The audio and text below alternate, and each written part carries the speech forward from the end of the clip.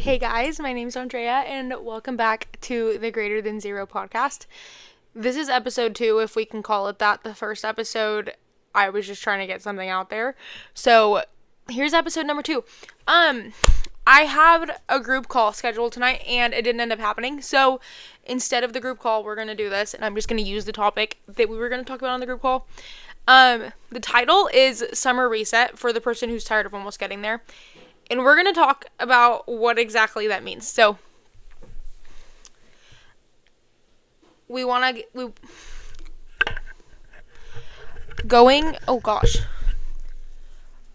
into summer, today is March 17th. June is coming whether I want it to or not. And over the last few weeks, so January and February are really hard months, and I come from a background where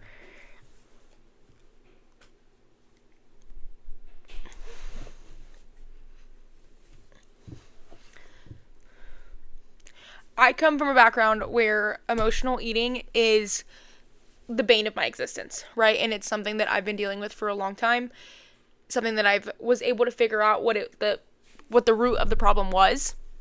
Now, when these things happen, I am much more equipped to handle them. And so January and February are really, really hard months. These are months where a lot of trauma comes back up, and a lot of issues, and a lot of depression, and a lot of anxiety. And my autopilot mode is to go to food for comfort, and that's something that I'm working on and working with a coach on, and so that I can learn how to help my people better. But also, over these last few months, when that happens, my body's changed, right? Not drastically, right? It's been 2 months, nothing crazy, but I don't feel good in my body right now. I don't feel comfortable in my body right now, and therefore everything else in my life is suffering. Not because the way that I look means something, it's because of how I feel, right? And when I feel good, looking good is just, when you feel good in your body, looking good is just going to be a result of it, right? You're aiming to feel good in your body. I want to feel good in my body, especially I have my bachelorette in July.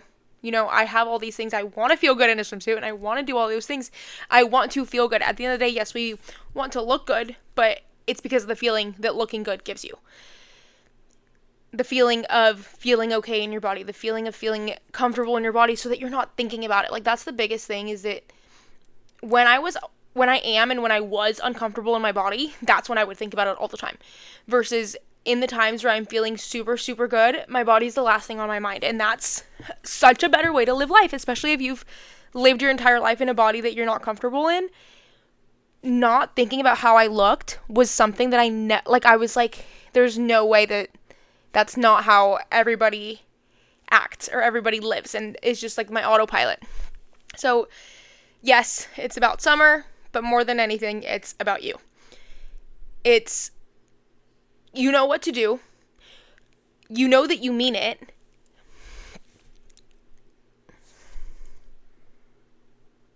But we're not here to chase a body.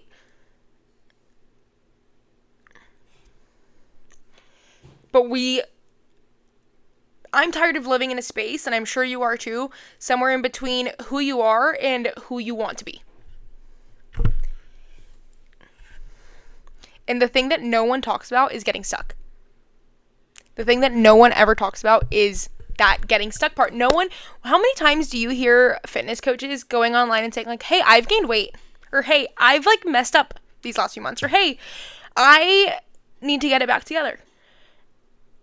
And it's uncomfortable. It doesn't feel great to be sitting here and saying that, but it's the truth, and I always want to operate in that manner. So here we are.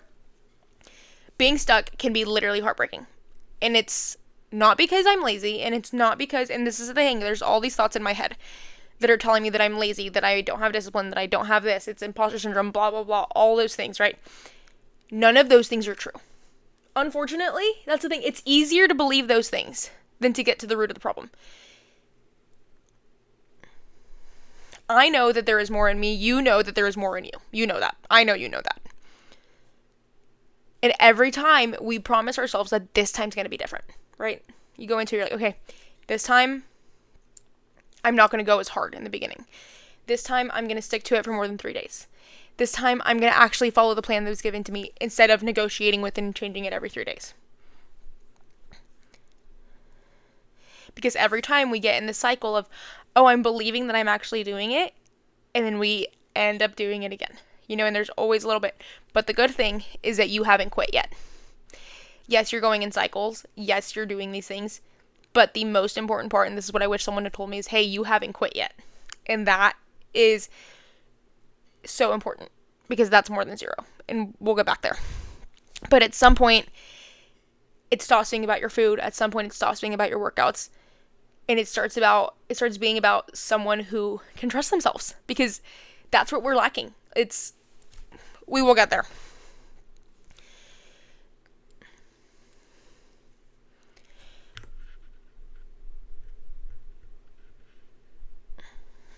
It's not about who you are on the good days. It's not about who you are when things are perfect. It's not about who you are when you're following the plan, when your motivation is high.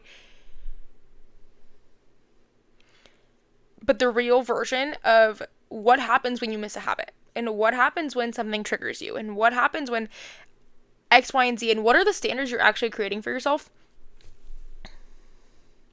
Those are the things that we don't want to look at, right? What are you actually doing?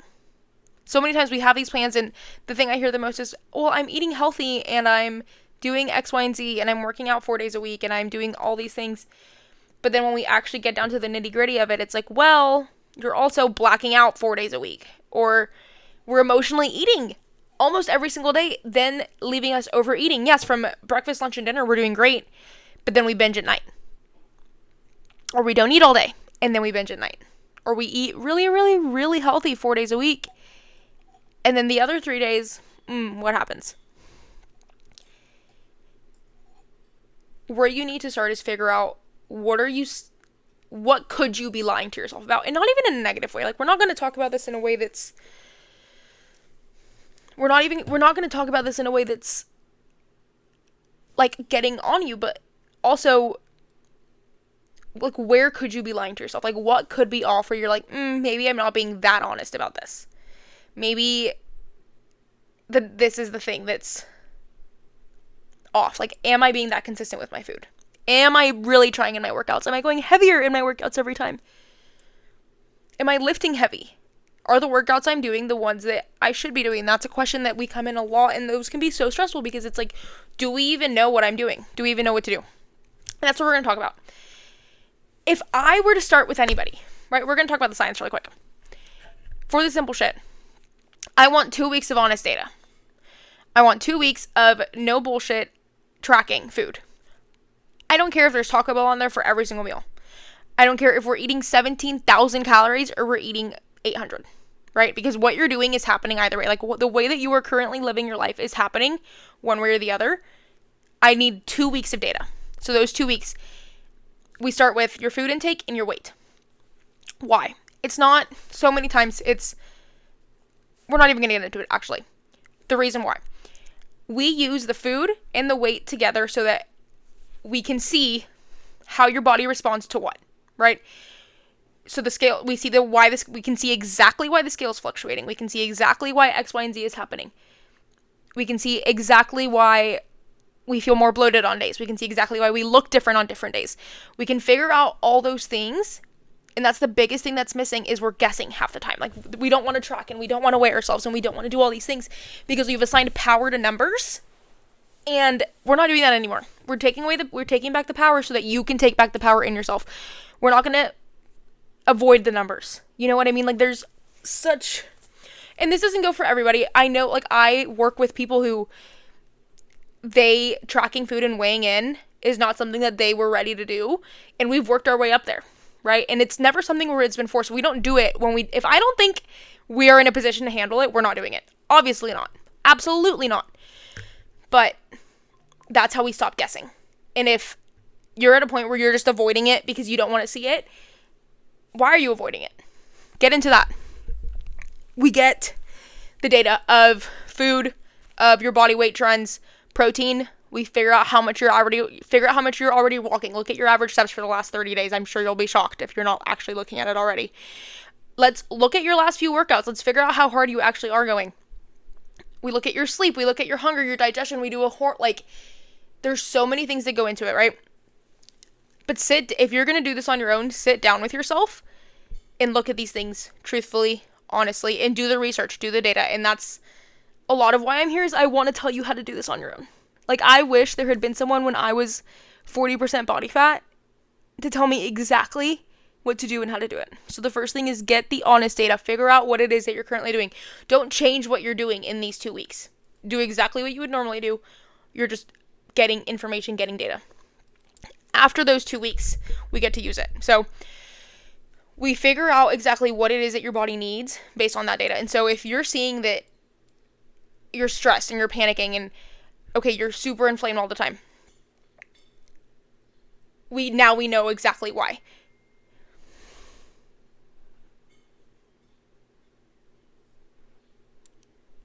We know exactly, because before it's like, oh my gosh, like, I'm so much more bloated and inflamed than I was 5 days ago, and I don't even know why. My body's just crazy, or my body's just broken, or my body just does this. That is probably not the case, right? If we look at that, there's a really good chance that it's coming from, my phone cannot stop ringing. Hold on.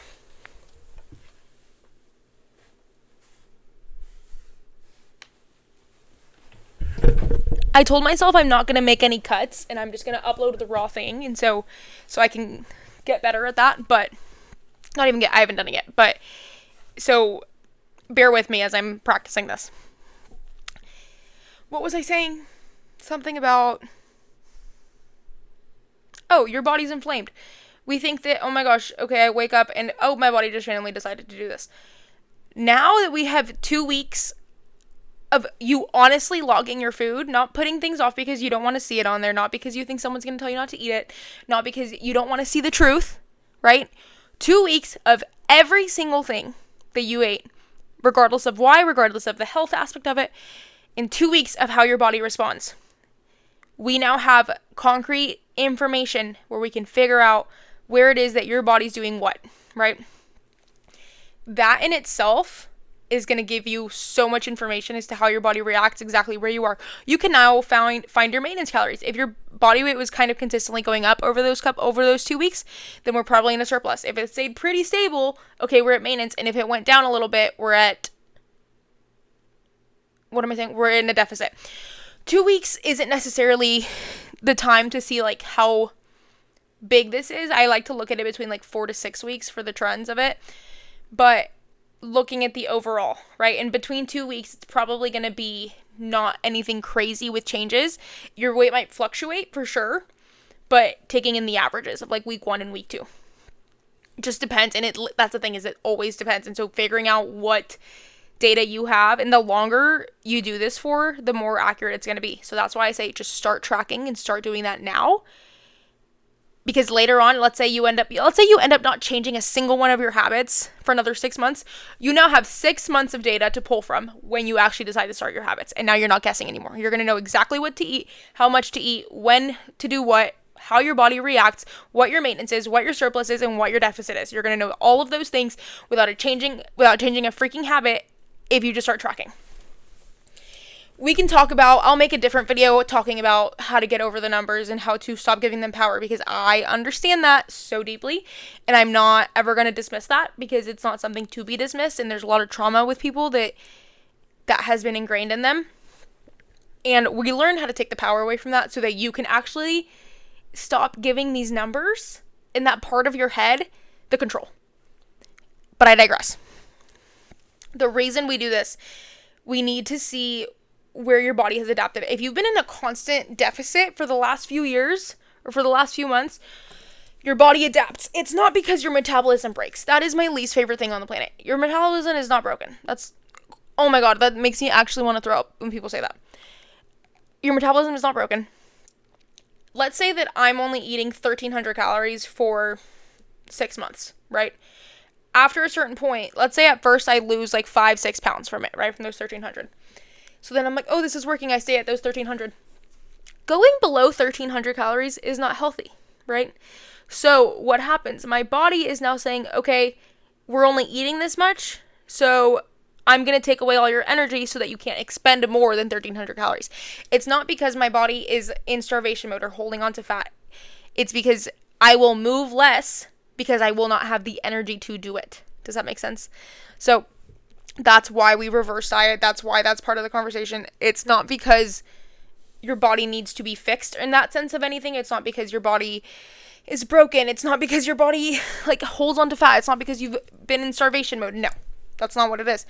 Your body is just going to adapt, right? So if if I'm eating 1,300 calories after 6 months or 3, whatever it is, then at a certain point, I'm going to be exhausted. And so my body's going to say, okay, I'm only going to let you expend 1,300 calories because your body's just trying to survive. Your body's literally just trying to help you. That's it.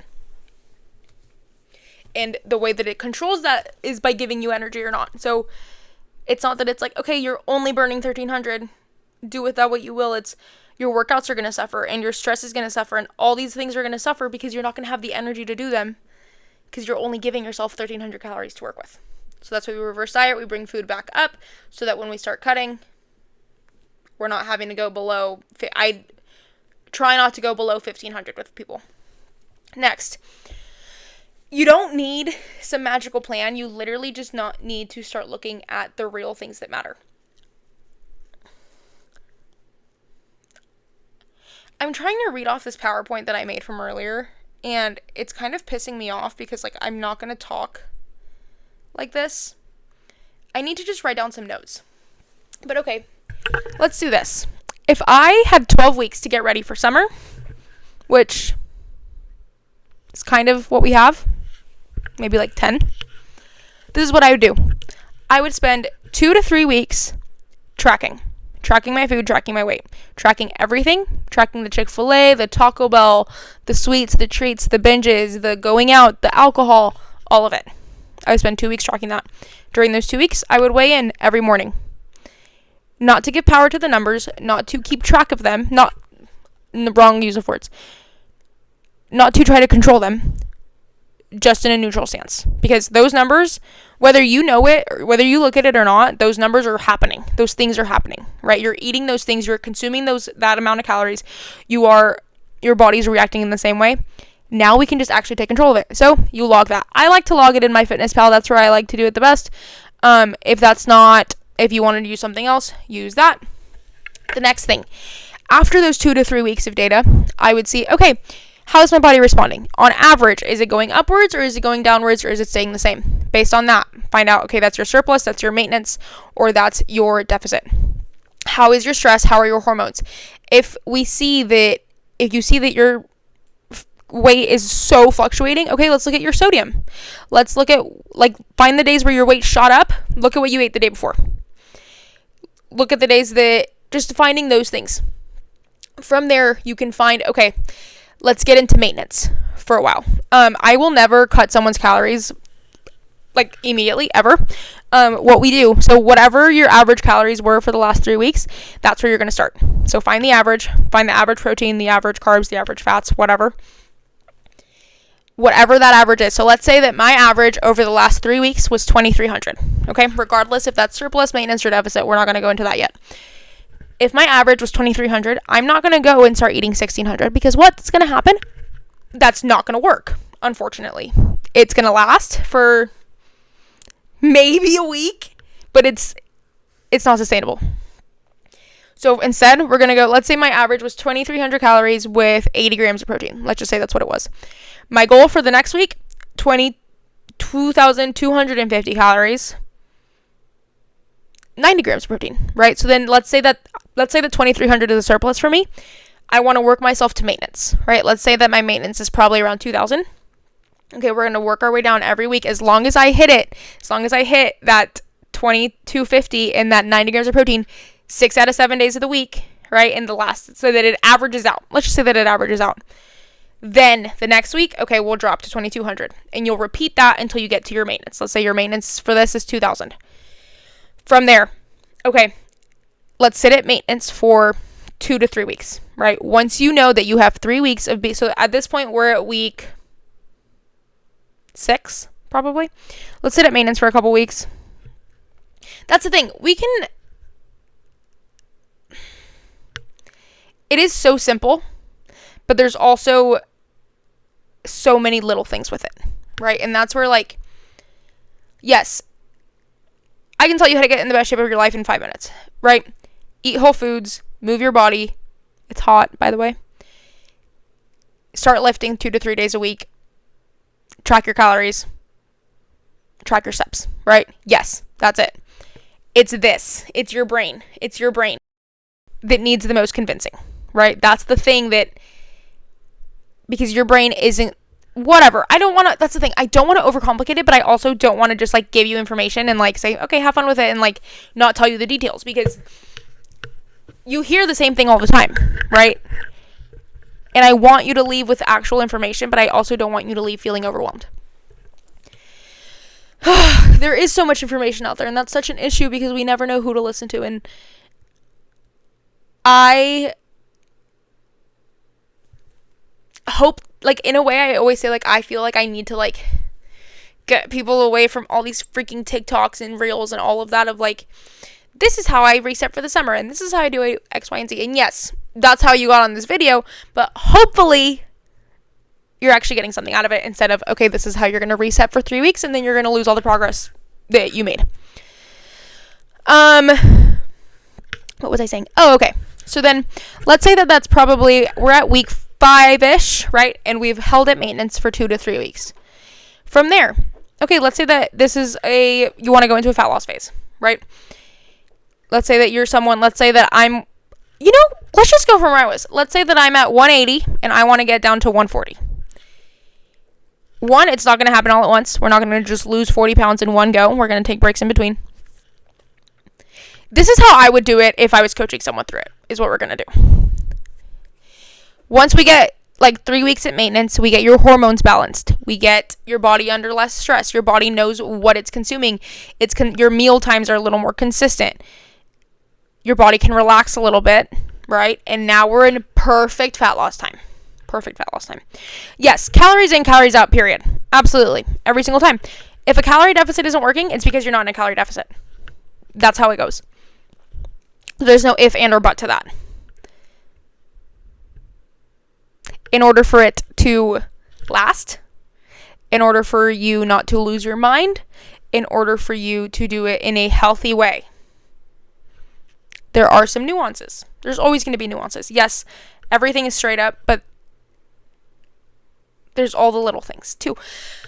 There's so much both ways. Like, it is so simple, but it's also not. And I want to put it in a way that's simple for you. We're going to keep going and keep trying as we're going. From there, okay, so let's say I'm at 2,000 calories and I want to lose a total of 40 pounds. We're going to split it up. Let's say I want to lose those 40 pounds in a year. Okay? Let's split it up into just different 2 phases. Let's not get in a cut for more than 3 months, right? So we're going to do 3-month cut,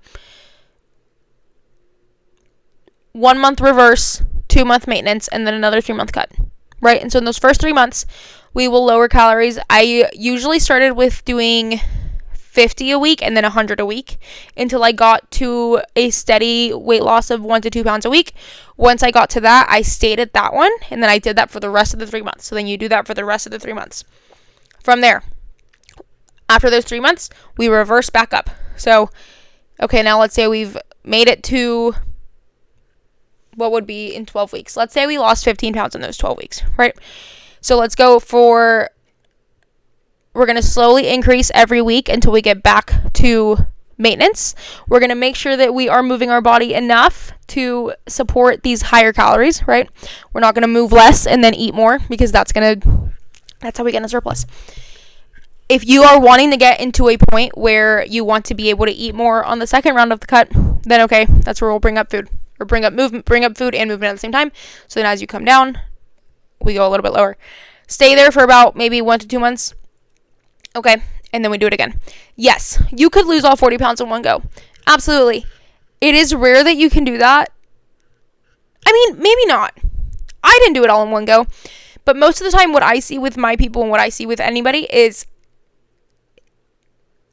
it's, even if you want to do it, if you, like, aim to do it all at once, it's not going to happen all at once, because, like, life's going to happen. Life's literally just going to happen. And so the best thing to do in that situation is plan for that.